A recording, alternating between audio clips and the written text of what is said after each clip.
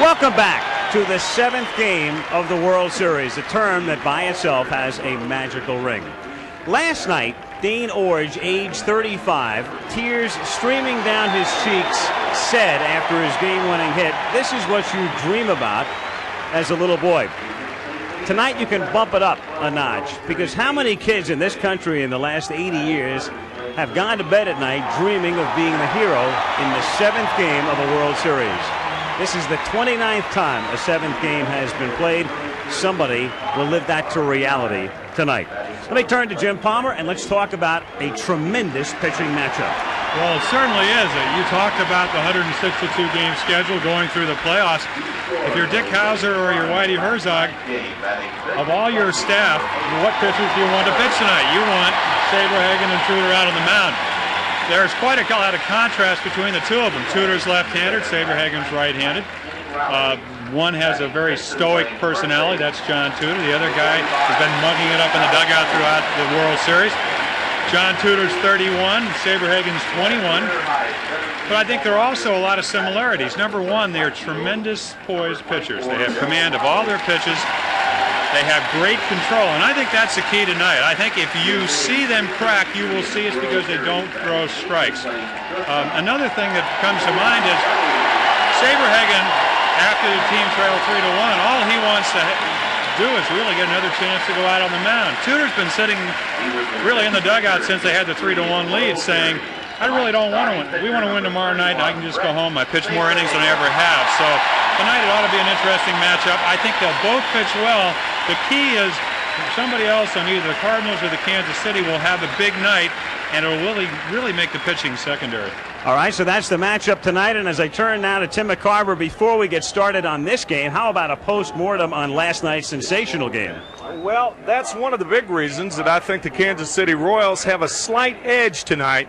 Not because they won last night's ball game, but because of the way they won last night's ball game. And because of that way, I think it deserves one more look.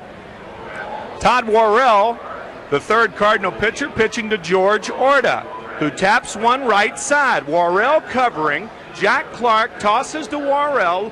Look at Don Dinkinger. He is the first base umpire. He is safe. George Orta at first. Nobody out, but the Cards with a chance to recover. Pop fly by Steve Balboni, who is not bunting. Jack Clark looks at Porter once. Now he looks at the dugout again. When he looks back up, he can't find the ball, and the ball drops harmlessly out of play. Balboni singles, first and second Cardinals. Nobody out. After an aborted sacrifice, first and second, one out, and this cross-up of Darrell Porter. Darrell was looking for the fastball. He got a slider from Todd Worrell. Runners moved to second and third, and Hal McRae was intentionally walked for Dane Orge. A single to right field. The tying run scores, and a perfect throw by Andy Van Slyke, not in time to get Jim Sundberg and the Kansas City Royals dugout emptied. And, of course, a very joyous night for the Kansas City Royals. And I think, Al, because of that, they are a slight favorite tonight, because I don't believe that they have let up throughout the day in that Royals clubhouse a little bit earlier. Those guys are ready to take on the Cardinals. And, of course, the Cardinals are ready, and as ready as John Tudor will allow them to be. All right, Game 7 about ready to come your way right now. Once again, let's join the PA announcer, Jack Layton.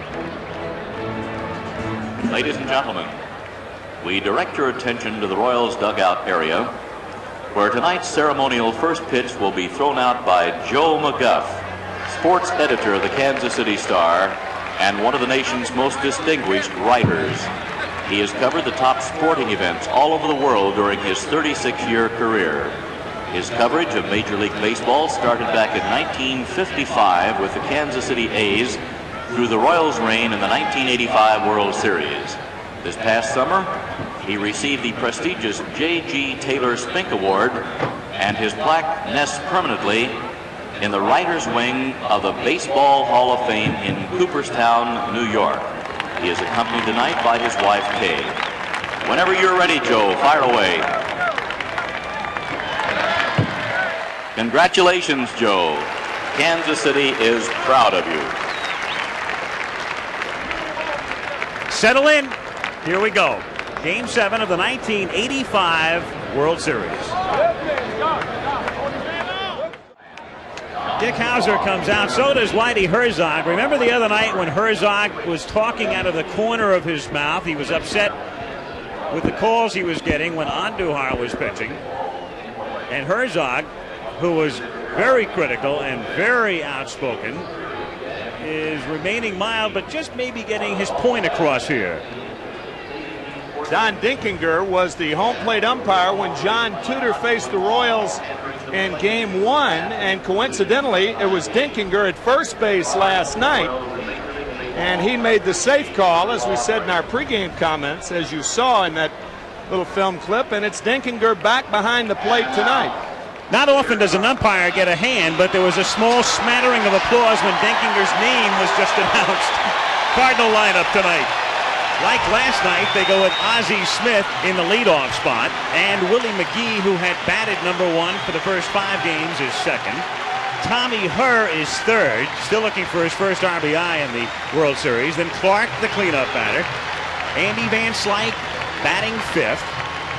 Terry Pendleton, the switch-hitting third baseman, the #6 hitter. Tito Landrum is in the 7 spot tonight. Darrell Porter does the catching. And the pitcher is John Tudor.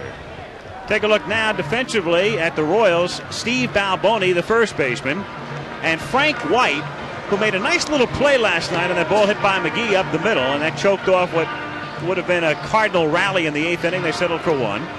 Buddy Biancalana, we all know about him now, the shortstop, and George Brett at third. In the outfield, Lonnie Smith in left field.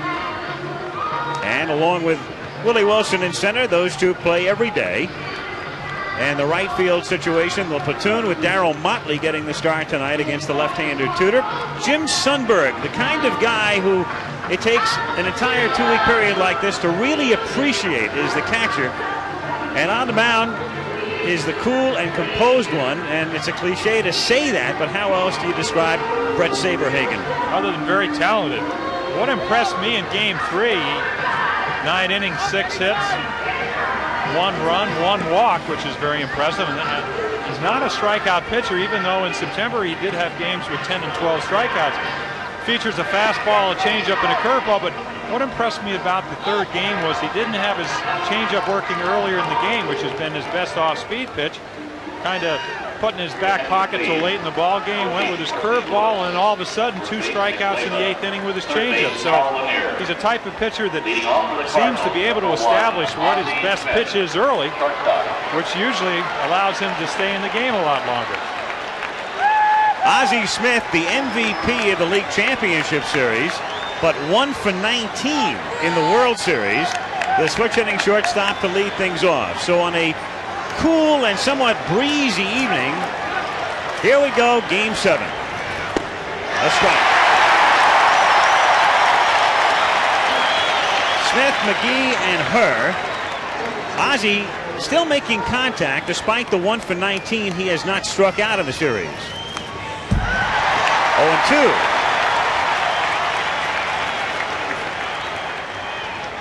Now the big interest, and everybody says the big game, everybody down on the field saying who's going to win, Tudor and Saberhagen. If you're a pitcher, you can't throw any harder. I mean, if you try to throw harder, you lose your feel, you lose your control. You can't make the ball break any sharper when you throw a curveball. What I think Reggie Jackson said last night is really playing or pitching within yourself, using all the tools that got you to where you are right now, and that's 20 wins during the regular season and 1 in the World Series. Little chopper foul, 1-2. Last night's star, Dane Orge, who got a great ovation when he came out for batting practice amongst the early arrivals, looking on. 1-2. In the air to center field, and Ozzie will be 1 for 20 as Willie Wilson puts it away.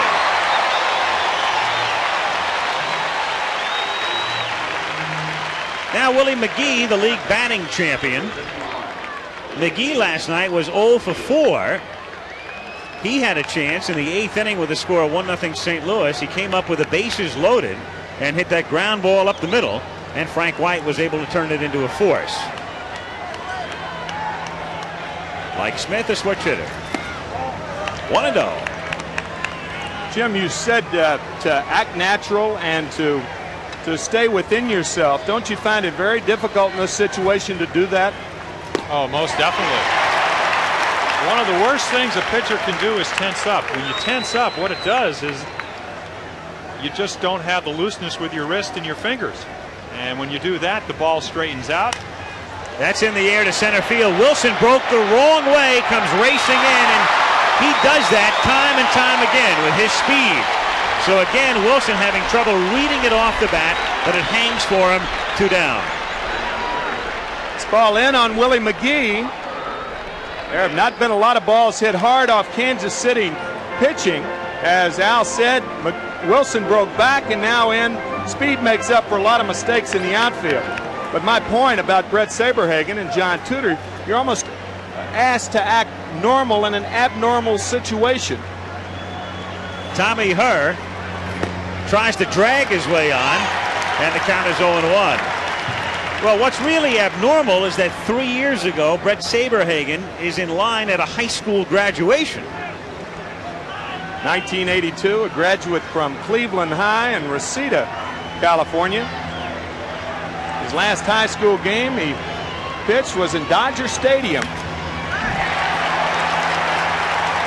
0-2. Dick Hauser, who's managed the Royals since 1981. Whitey Herzog seeking his second world title with the Cardinals.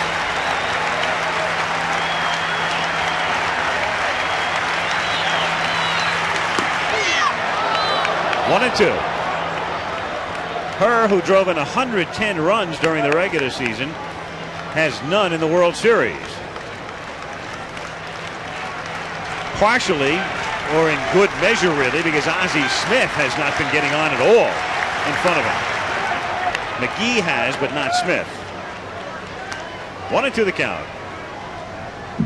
That's one of the big reasons Herr had such a good year. He had McGee and Coleman batting in front of him and Jack Clark behind him. Sandwiched in front of power and behind speed. That's a good formula to drive in runs. Well, if you're a pitcher and you know a guy can run on first base, you throw a lot of fastballs, and Herr's smart enough to know that. That's hit in the air to shallow left field, and Biancalana, looking up into the night sky, puts it away. 3 up, 3 down. Cards nothing. Royals coming up.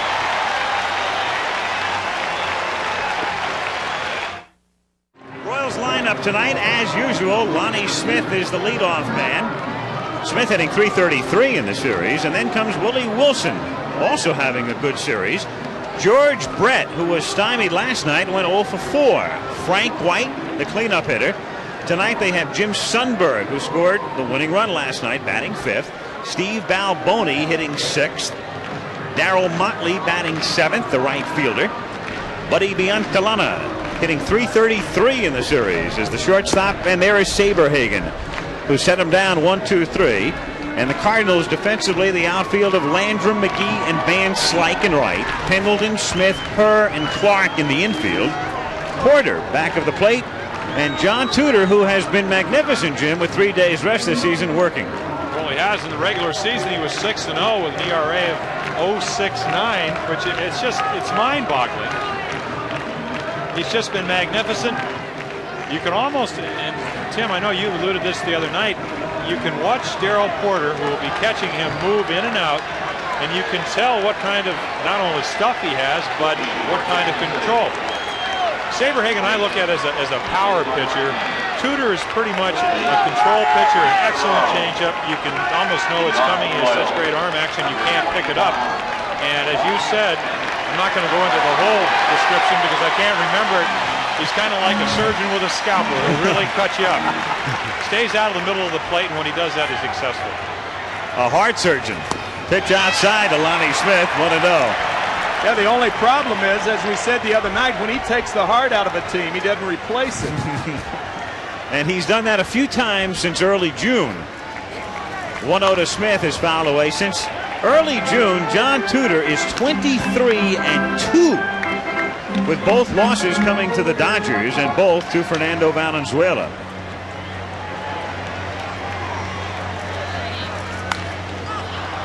Popped in the air, right side for Van Slyke coming on. And there's one away. Jim, you've been here many times. Now tonight it's breezy. It's breezy for the first time in a game in Kansas City in the World Series. The flags seem to be blowing from right toward left. What about the effect on the ball in the air here? Well, the ball that really travels is really from the bullpen over. You hit the ball down the line, and you're going to look at the wind and say which pitcher does it favor. It definitely favors Saberhagen. There'll be a lot more right-handed batters hitting off of Tudor. If they hit the ball, talking about Kansas City, from the bullpen over, the ball is going to carry very well. Wilson takes a strike, and the count 0-1. Home runs have been a scarcity in this World Series. In the 6 games, there have been 3.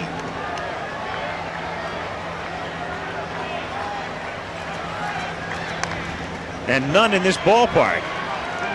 0-2. Temperature is 62. It was up in the 70s again today. Just gorgeous. Wind appears to be, as we sit here, a little bit more than 7 miles per hour. It has probably picked up. 1 ball, 2 strikes to count on Wilson, a switch hitter. 278 during the regular season. And his career against Tudor reflected there. Remember, Tudor spent a number of seasons with the Boston Red Sox in the American League. So it's a case of several of the Royals having had prior experience to the World Series facing Tudor. Batting coach Lee May for the Kansas City Royals was talking to him before the game, and I said, what's the key? What have you advised your hitters to do against Tudor? He said, we have to hit the ball up the middle. We have to go the other way. If we try to pull them, we don't have a chance. Grounded to short. The Wizard of Oz throws out Willie Wilson, and there are 2 down. Of course, I'm sure there are a lot of batting coaches around the National League that said the exact same thing. That's the thing about John Tudor. If you try to go up the middle with him, he does have enough velocity to get in your kitchen and to throw you inside, and that's what he did with Willie Wilson. So if you're looking for the ball away to try to hit back through the originator, and he gets inside, then he'll jam you, and that's what just happened to Willie. 2 out, bases empty, no score in the bottom of the 1st inning. Brett at the plate, and he rips it into right field for a base hit. Well, how long did you expect him to stay in a slump? 2 nights? He was out early taking some extra hitting. High fastball, not a great pitch, but it's still up in the strike zone, and to be a good hitter, you got to be able to get on top of the ball. You can see for yourself, fastball is in the center of the plate. You got to have a quick bat to get on top of that type of fastball. Frank White, 6 for 24 in the series. Hits it in the air to center field, deep but playable for McGee, and that's about a 395-foot out. Brad a single, they strand him. We played 1, no score in Game 7.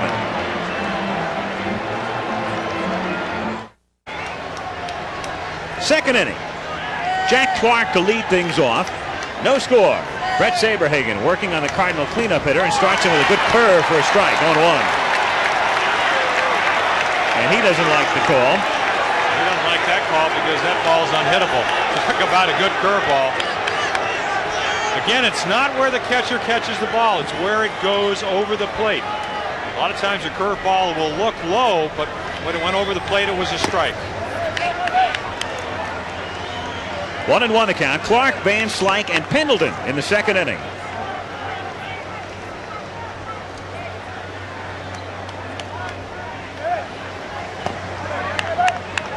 Kind of like Jack Clark saying, doesn't he know I'm a first ball fastball hitter, and he throws me a curveball like that? Herzog back of Johnny Lewis and Ivan de Jesus.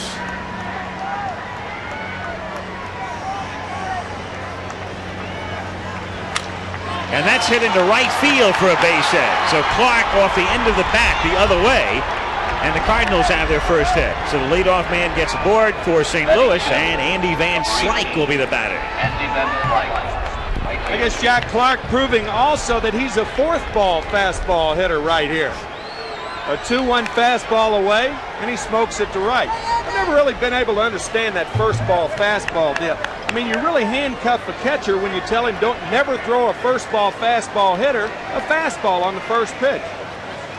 Clark bluffs going, and Van Slyke swings and misses. That's why you can't always listen to the guy that tells you that. That's exactly right. Those scouting reports, you have to decide what's best for you. They are helpful to a degree and to a point. 0-1. Clark at first base. Right field has been an area of desolation for both teams. Cedeno and Van Slyke have not hit a lick. And Motley, who's out there tonight, and Sheridan have not hit. That's line just foul and knocks down the first base umpire, Billy Williams, who was behind Balboni, and he has to go down. I'm all right, says Bill. Well, Billy Williams still showing there are some reflexes in the old guy. Gets out of the way. The ball is just foul. Kind of an unusual pitch. You throw a fastball right by a guy and come back with a changeup. Especially with a runner on first. You have that big hole into right field. But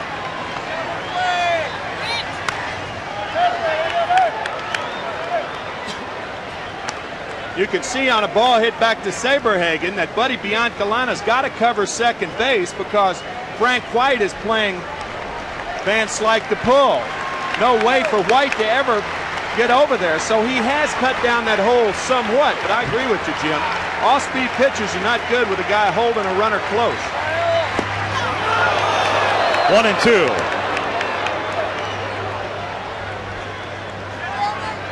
Brett Saberhagen.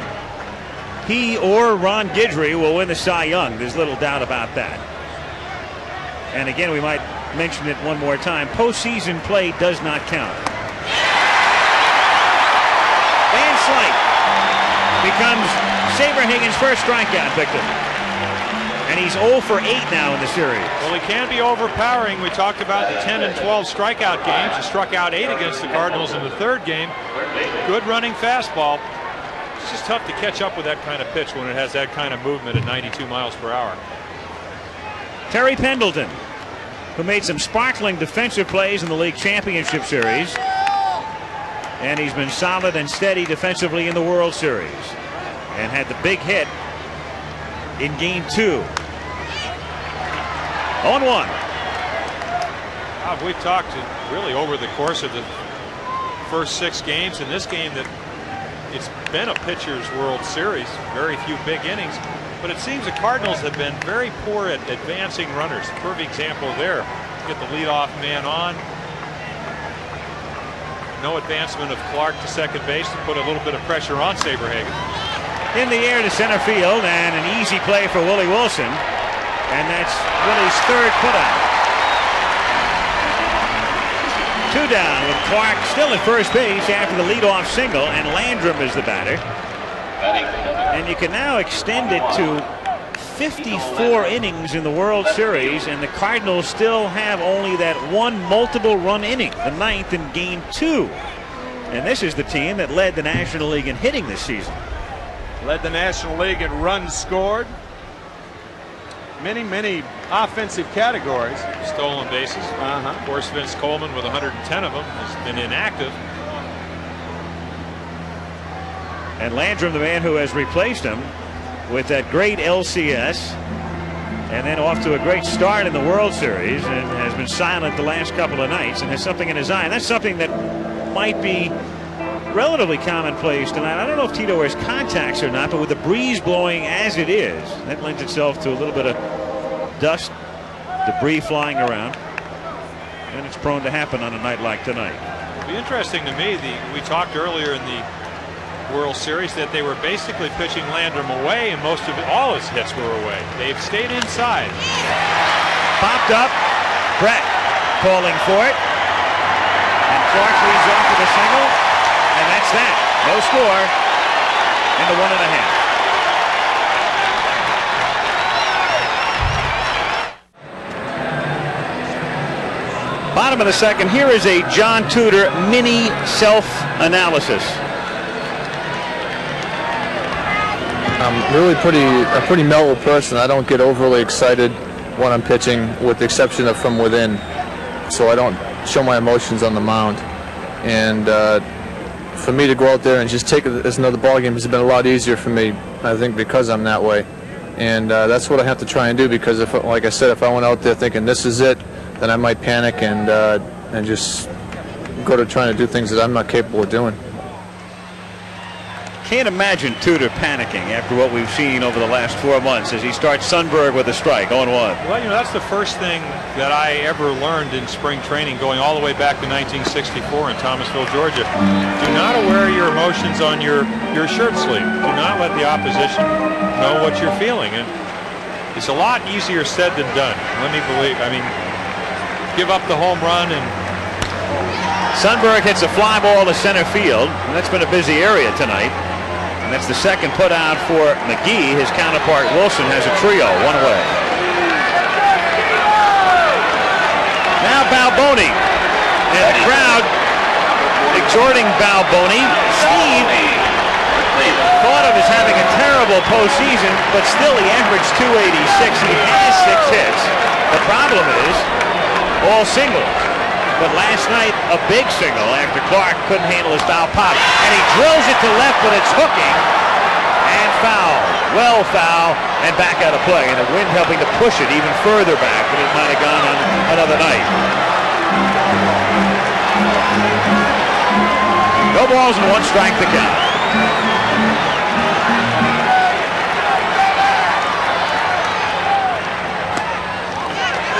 One and one.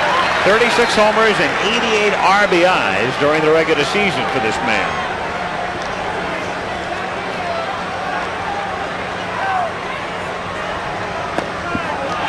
Change low,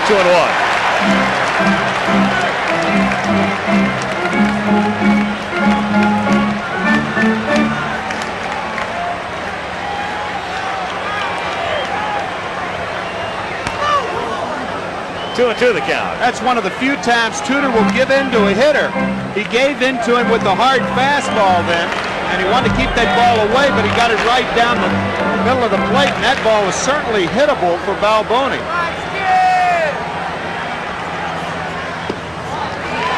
Changes speeds, comes inside, and it's 3-2. Tudor's not totally, he's a lot like he was in the first ball game. He only gave up 1 run, but he wasn't razor sharp. He is all over the place with his control so far tonight. That's outside. So Balboni is at first base and 1 out, and Motley is the batter.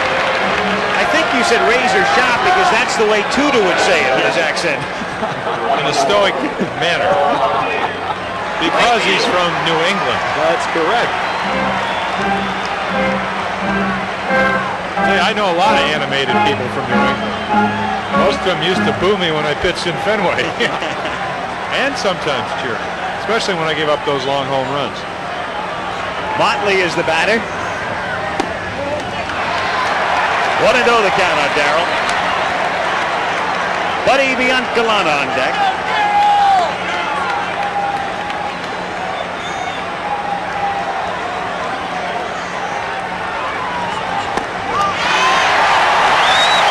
It's 2-0.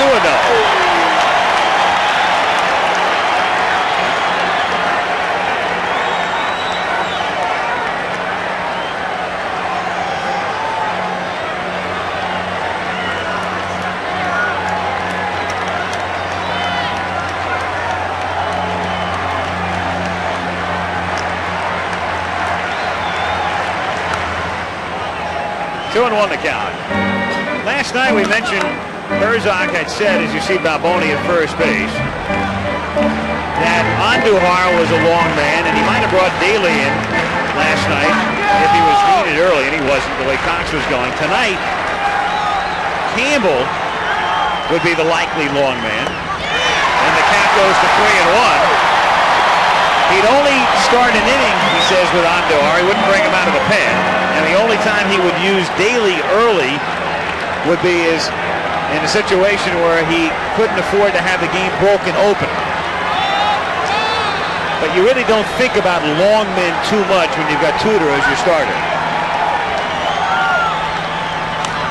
That's fouled back, and the count goes to 3-2.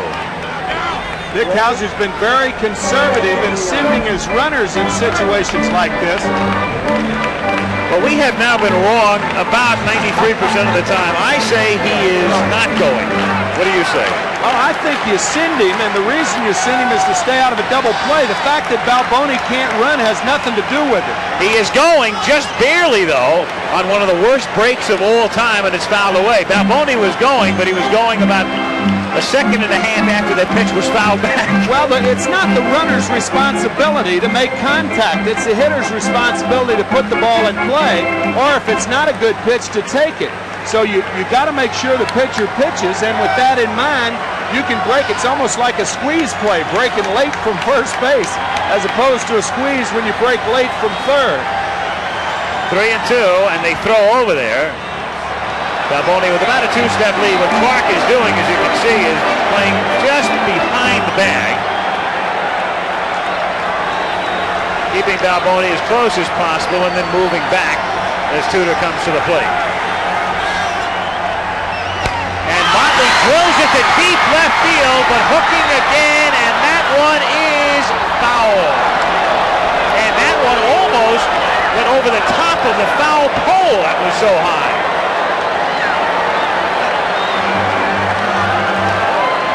Did go over the top of the foul pole, and that's one of the most difficult calls for an umpire to make.